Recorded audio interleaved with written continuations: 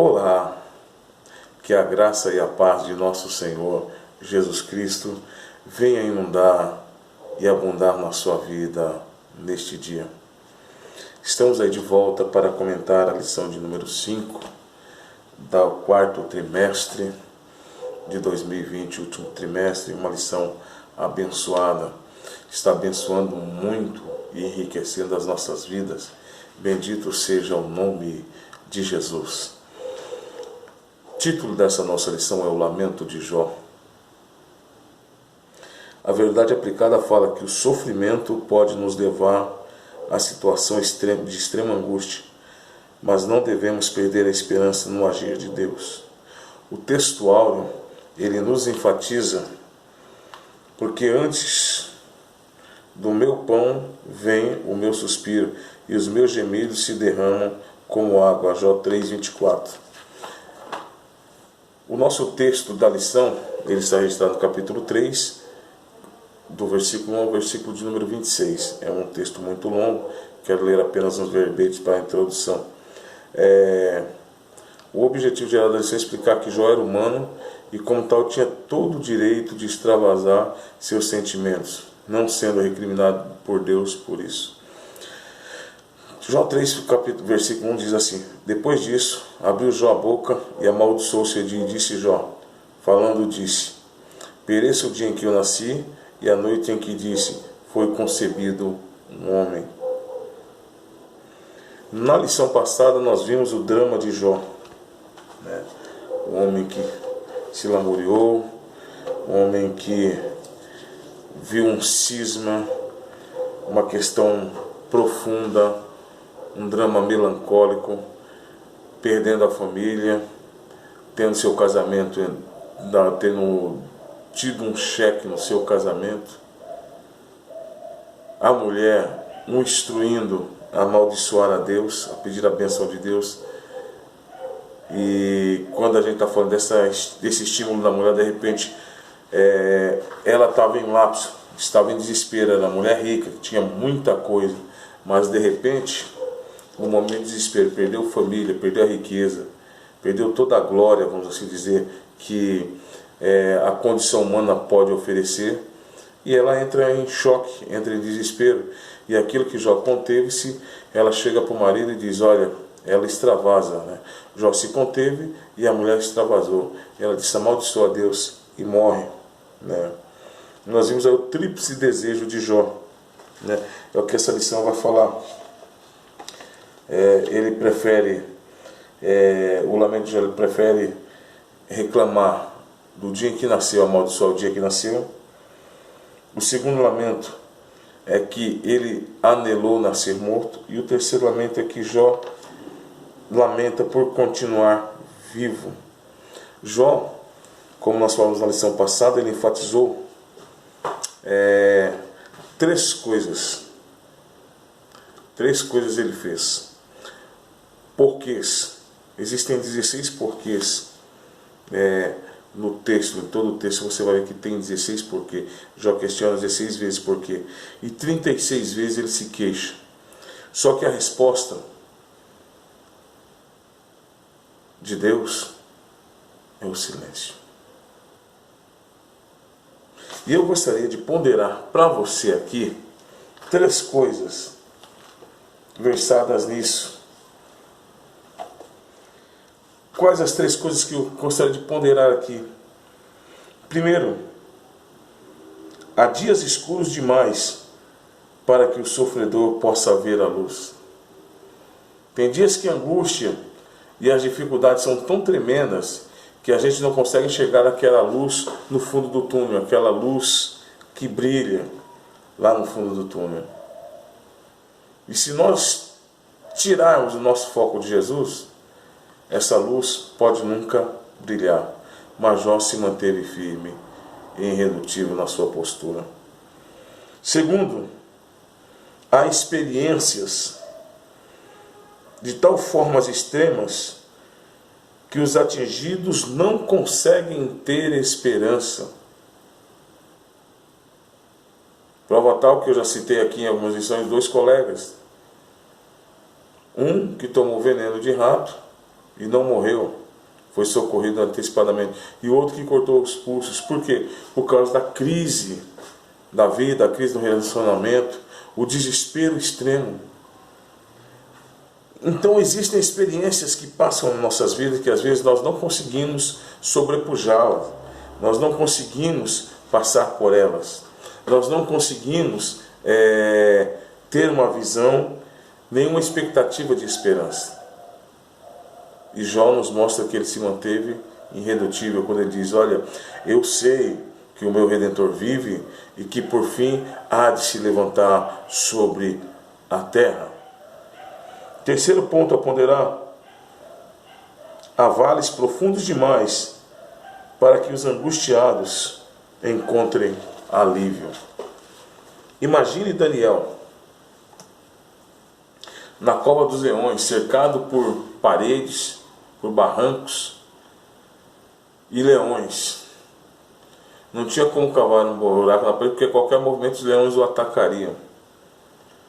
Não podia furar um buraco para baixo também, porque as feras o atacariam e de repente o solo poderia ser impermeável. E só havia uma esperança: olhar para cima. A grade estava fechada, mas a única saída era em cima. A única solução vinha de cima.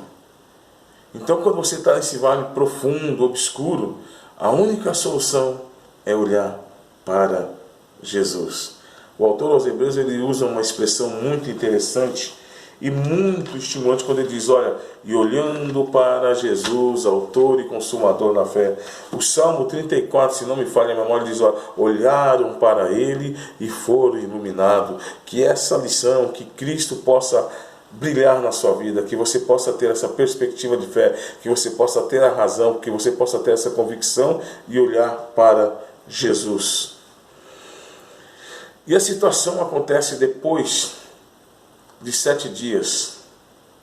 A história diz que depois de tudo isso, depois de ter sido acalorado, abraçado pela perca dos filhos, pela perca da fazenda, pelo conturbado casamento, aquela choque no casamento, aí agora sendo acometido por um monte de chagas, e ele começa a questionar os seus porquês. Só que antes disso, ele recebe a visita de alguns amigos que chegam com ele, sentam 7 dias e ficam em silêncio. E de repente Jó quebra o silêncio e começa a amaldiçoar o dia do seu nascimento. E começa a esboçar as suas queixas. E às vezes, como no caso desse amigo, parece que a força é pequena. Há um provérbio que diz: se te mostrares frouxo no dia da angústia, a sua força será pequena. Muitos fetos nascem mortos. No jargão da vida, na medicina normal, nos corredores de hospitais e de maternidades, você vai ver que muitos fetos nascem mortos, e até mesmo antes dos 9 meses de gestação. E Jó almejou ser um desses fetos. Jó amaldiçoou o dia que ele nasceu, porque ele não podia fazer mais nada. Ele falou assim: olha, eu já nasci para ser renegado. Então ele maldisse o dia de seu nascimento. E como um desses fetos, desses muitos fetos que nascem mortos, ele anelou nascer também mortos. A angústia é tão profunda, a angústia da sensação de morte, a angústia da sensação de solidão, a angústia da sensação de opressão. É por isso que nós devemos nos apegar a Jesus. Por que continuar vivo? E aqui a proposta da esposa de Jó é um tema que foi muito em voga. Ainda hoje é pontuação aí de discussões jurídicas e médicas no interior de algumas faculdades, e até a ponto de abarcar no Brasil, que chama-se eutanásia. É um tema muito veemente, que é o direito de morrer. No Oriente, no Japão, as pessoas que, se você quiser morrer, em alguns outros países, se você quiser morrer, você tem o direito de morrer. Se você acha que não vale a pena mais ver, o governo, o Estado, te dá o direito de você morrer. Pessoas que estão doentes terminais aqui no Brasil, só foi permitido para pessoas doentes terminais, aidéticos, cancerosas, pessoas já desencadeadas pela medicina, é que lhe foram legado o endereço, o atavio, para que eles pudessem ter o direito de morrer, de se autoflagelar, de suicidar-se. Uma linguagem comum, suicídio. E a Bíblia diz que os suicidas não herdarão o reino de Deus. Entenda uma coisa. Jó se perdeu tudo. Depois sepultou os 10 filhos. Depois de tudo isso, ele começa a ser acometido dessa chaga. Agora você veja bem. Um homem que tinha tudo, que tinha toda a honra, que mandava no poder comercial, no valor da moeda, na alta de mercado, um homem que dominava, tinha influência na bolsa de valores. Após a volta do sepultamento, remonta a Jó e ele começa a refletir o passado glorioso. Um homem que teve glórias, honras, destaque na sua sociedade, agora volta depois de sepultar os seus filhos e começa a olhar para trás. Olha, eu tive muita glória, tive muita honra lá atrás e um futuro incerto. Quantos de nós não conseguimos mais enxergar o que está à nossa frente? Sem perspectiva de vida, os golpes da vida, os problemas da vida nos influenciaram de tal forma que nós não conseguimos mais enxergar um passo à frente. Mas Jesus nos está conduzindo num caminho de triunfo. A lepra era uma doença temida e horrível. Desfigurava. Um escritor chamado Leon Morris, ele vai dizer que os efeitos da lepra eram terríveis e muito sérios pessoalmente. E tão sérios que isso aí atacava a psique da pessoa. A pessoa entrava em lápis psicológico. Imagine hoje, você está saudável aí assistindo uma aula e de repente ser diagnosticado com câncer, com uma AIDS ou com uma outra doença irreversível. Por mais que você conheça a palavra de Deus, que você tenha a palavra de Deus, se você não tiver estrutura como Jó, você pode entrar em choque e querer vir pedir a morte. Jó teve um passado glorioso e um futuro incerto. Passado glorioso, ele tinha riqueza, agora está sem dinheiro. No passado ele tinha uma esposa e agora está sem esposa. No passado ele tinha 10 filhos, ele tinha uma família e agora não tem ninguém. Ele, que no passado era aconselhado por inúmeras pessoas, agora é criticado pelos amigos. E a outra coisa que vai colocar essa questão é que esse homem que tinha tudo, não tinha mais nenhuma expectativa de viver. Essa é a questão de maldizer o seu dia. Essa é a questão de indagar por quê, qual a razão, por que eu não nasci morto, por que tudo isso acontece comigo. Existe uma máxima corrente aí que diz que coisas boas, coisas ruins acontecem com pessoas boas. E às vezes acontece por permissão de Deus, para ver até onde nós possamos chegar. Por que continuar vivo? Porque o Espírito de Deus está em sua vida. Por que continuar vivo? Porque a graça de Deus é abundante sobre a sua vida. Por que continuar vivo? Porque a bênção de Deus é grande em nossas vidas. Por que continuar vivo? Porque você é instrumento do Senhor. Por que continuar vivo? Porque você é a habitação do Espírito Santo. Não importa quão deflagrado, quão definhado esteja o corpo humano, esse pote de barro. Mas a Bíblia diz que a excelência do pote de barro é muito grande.